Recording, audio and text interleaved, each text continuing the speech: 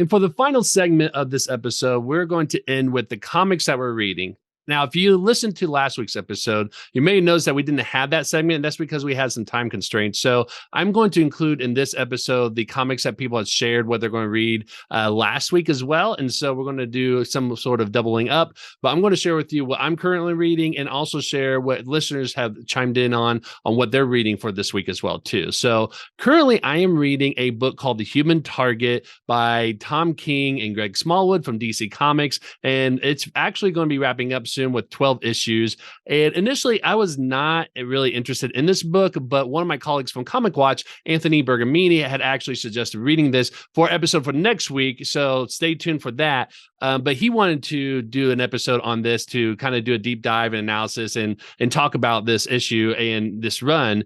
And I read 3 books so far, and I absolutely love it. It's a lot of fun. The art is really fantastic. It's really cool. Kind of gives that spy thriller kind of sense from the 70s and 80s. And it just has a really great artistic look to it, including the colors. The story is fantastic. I find myself laughing and really intrigued. And honestly, I can't wait to read the next book. And so it's one of the few books I've been able to, and I haven't been able to put down in all honesty. Now, Tom King is somebody that's kind of hit or miss for me. I've read some of his works that I absolutely love. I've also read some of his other works that didn't really resonate with me. I didn't really enjoy, but I got to say The Human Target is one that I'm absolutely falling in love with, and I cannot wait to read more about that.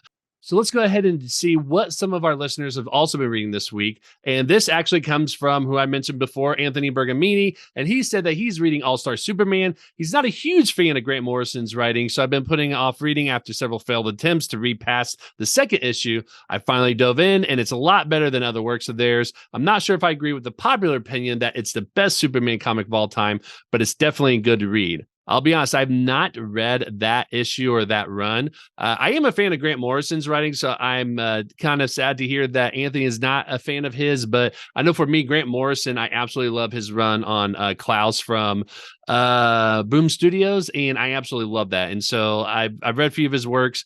I haven't given All-Star Superman a chance yet. I'll put it on my to read list at some point. But this is really interesting to hear. So thank you for sharing that, Anthony. Next, from another colleague from Comic Watch is B. Radtz. B. Radtz says that they're reading the now classic Bob Harras, Steve Epting Avengers era.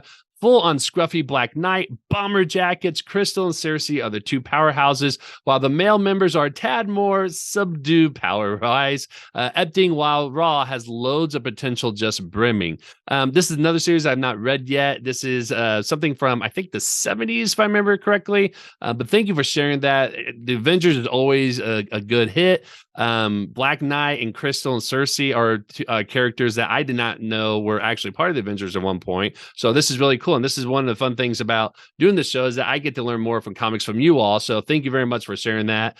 Next colleague from Comic Watch, Matt Meyer, who's our editor-in-chief. And he said that he is currently reading The Incredible Hulk by Bill Mantlo and Sal Buscema. Never revolutionary, just good, solid meat and potatoes Hulk. And I got to say, I love this cover right here. I have no idea whose foot that is. I got to read this sometime, but I always love reading the Hulk whenever I get a chance. And this, just the cover by itself, just shows me that I need to read this because this looks very, very interesting. I want to see who is bigger than the Hulk in this issue. Last from Comic Watch is our own commentator, Tyler Davis. And they said that they're playing the trade catch-up game this week. They're reading Taylor's Nightwing, Noctera, and reading Saga for the first time. I've read a couple of issues of Nightwing from Tom Taylor. Absolutely love it. Tom Taylor is one of those writers that I can read any of his stuff and just really enjoy. I'm a big fan of his. Noctera is one I've been meaning to get around to. I think it's written by Scott Snyder, and I absolutely love Scott Snyder's work. Saga is one that I've tried reading the first issue. I never could really get into it. I know that a lot of people say that Saga is fantastic. There's a lot of people that love that, and I apologize that I don't. I just haven't been able to really get into it. But thank you for sharing that. I think these are all great works, and I appreciate you taking the time to share that with us, Tyler. Next, Comic Concierge shared that he is currently reading Dead Enders as I try to catch up with all the Ed Brubaker books I haven't read. Ed Brubaker, I've read a few of his works. I have not read this one yet, but the cover looks really interesting here with the fact that there's some guy on a moped, looks like he's really pissed. That's really interesting. I've never heard of this before. It's DC Vertigo, so this was pre-Black Label, but it's supposed to be more the mature reading part. So this is really interesting to hear. So thank you for sharing that, Comic Concierge. Next, Joe Loves Comics said, finishing Justice League Darkseid War and Murder Falcon, also reading Crowded Volume 1 from Image Comics. And right now, I have the cover for the Darkseid War here. I have not read any of the Darkseid War issues here, but from looking up, it looks like there is an issue that's dedicated to each of the members of Justice League. So this really sounds interesting. I'd love to learn more about this. So thank you very much for sharing that. Joe Loves Comics. Next is Ken from the ODPH podcast. He said he is catching up on Spider-Man, the new Superman by Williamson and Campbell. Specs from Boom Studios. The finale is next week, which I think he said that last week, so it should be coming out this week. The Sins of Sinister spinoffs from Marvel and Supermassive 1 with news of Supermassive 2 details being released. I absolutely love this current run of Spider-Man. I'm not somebody that put Spider-Man on his pull list, but I actually reviewed the first issue of this run for Comic Watch, and I absolutely fell in love with it. It's something that, again, I'm a casual fan of Spider-Man. It's not one I pick up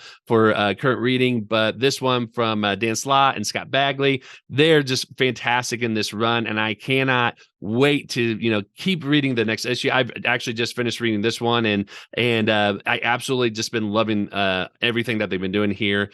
And then the Sins of Sinister spinoffs, I have been reading the Nightcrawlers and the Immoral X-Men. I just finished, and again, X-Men is one of those things where they have all these spinoffs, and so it's really hard to keep up with everything. But what I've been enjoying about these is that you can kind of read them, and they are kind of self-contained for the most part, as long as you get the idea of like what's going on in the bigger realm of things with Krakoa and the X-Men and all that. I have not had a chance to read the Storm spinoff series, but the Immoral X-Men and Nightcrawlers have been fantastic, so I definitely recommend that. So thank you for sharing that, Ken. Next is Spectacular CT says, just started reading The Boys. It was very 2000s.